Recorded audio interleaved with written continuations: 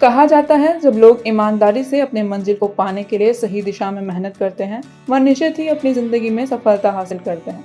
इसी कड़ी में नोएडा स्थित मारवा स्टूडियो में international film and television research centre IFTRC के 32वें वर्ष पूर्ण होने पर शानदार कार्यक्रम का आयोजन किया गया। कार्यक्रम में राजस्थान के पूर्व राज्यपाल माननीय श्री कलराज मिश्रा जी ने अपनी गरमाई उपस्थिति दर्ज कराई। इसी दौरान माननीय पूर्व राज्यपाल श्री कलराज मिश्रा ने स्क्रीनिंग थिएटर का उद्घाटन किया। दीप प्रज्वलन और गणेश वंदना के साथ कार्यक्रम की शुरुआत की गई। कार्यक्रम में doctor Sandeep Marwah, chancellor AAFT university of media and arts, मुख्य अतिथि के रूप में राजस्थान के पूर्व 44वें राज्यपाल और हिमाचल प्रदेश के पूर्व 19वें राज्यपाल माननीय Shri Kalraj Mishra, MNMPC second counsellor high commissioner of Rwanda, Alonso Correa Miguel, ambassador of Panama to India ने अपनी उपस्थिति दर्ज कराई। कार्यक्रम में बुके भेंटकर अतिथिगण का स्वागत किया गया। डॉक्टर संदीप मारवा ने सभी लोगों का शुक्रिया किया और IFTRC के 32वें वर्ष पूर्ण होने के अवसर पर बधाई दी और कहा, 32 साल में हमने दुनिया को साबित कर दिया कि ईमानदारी और कड़ी मेहनत से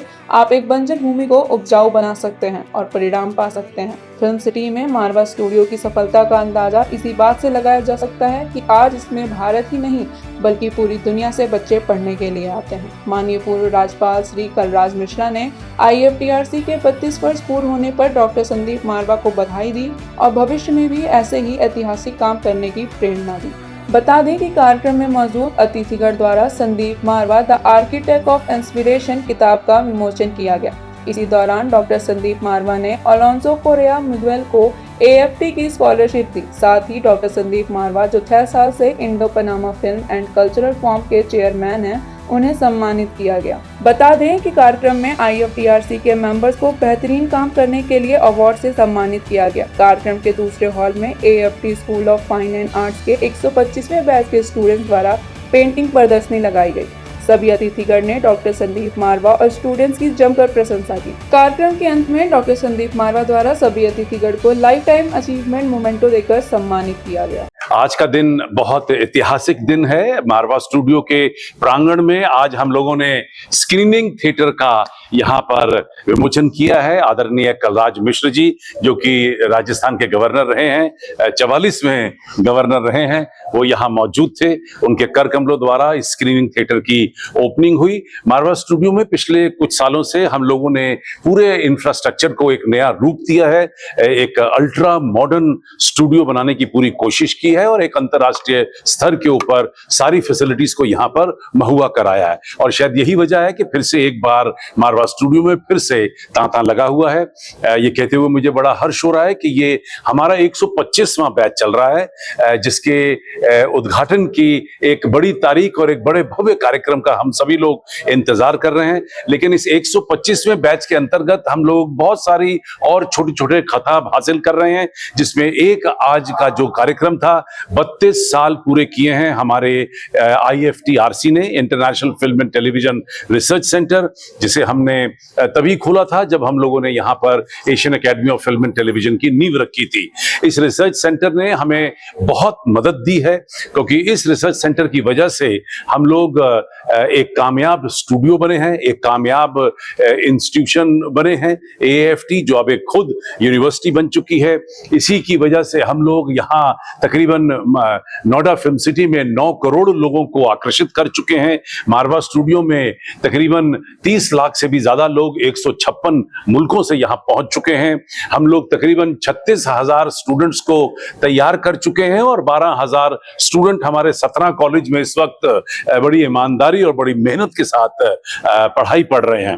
वास्तव में अंतर्राष्ट्रीय फिल्म और टेलीविजन अनुसंधान केंद्र, इसका 32 वर्ष पूरा हुआ है और 32 वर्ष के अंतर्गत इस केंद्र ने क्या क्या उपलब्धि प्राप्त की है, क्या क्या किया है, इसके बारे में आज पूरा विस्तार से जानकारी दी गई और विश्व के अंदर कैसा इसका स्थान बना है, इसको भी डॉक्टर संदीप मारवा ने व्यवस्थित तौर पर रखा। और साथ ही साथ Asia academic film and television institute भी बना और इसके माध्यम से कितने लोगों को, कितने विद्यार्थी यहाँ से पढ़ के गए। 145 देशों के 50,000 विद्यार्थी पढ़ के यहाँ से गए और इतने एकेडमी के माध्यम से तैयार हुए और रिसर्च सेंटर, ये सेंटर के माध्यम से भी जो एक किसी यहाँ की स्थिति बनी, उसमें फिल्म जगत में गुणवत्ता का विकास हुआ। और उसमें जैसा बताया गया कि इसमें 3600 लघु फिल्में बनाई गई और 1000 से ज्यादा पेशेवर ऐसे तैयार किए गए। और इतना ही नहीं तो इंफ्रास्ट्रक्चर इतना बढ़िया बनाया गया, जिसमें चाहे डिजिटल हो, चाहे डेटा साइंस हो, चाहे एनिमेशन हो, चाहे पुस्तकालय का मामला हो, चाहे स्टूडियो का मामला हो, चाहे पॉडकास्टिंग का हो, ये सारा स्टूडियो यहाँ इस ढंग से बने हैं जो विश्व के आकर्षण के केंद्र हैं। First of all, I need to extend our gratitude and thanks to Marwa Studio and his team. Dr. Marwa and ICMEI and the whole of these components of institutions have been associated with the High Commission of Rwanda well time back, and our relationship has grown so big and friendly for quite some time, and we are happy for that. So we are always happy for the invitation that are extended to us, to our High Commission. And it's always, of course, going with the good relations that both our countries, Rwanda and India, have. So celebrating 32 years of IFTRC is a great milestone, as I have mentioned it in my remarks some few minutes ago. So I just gave a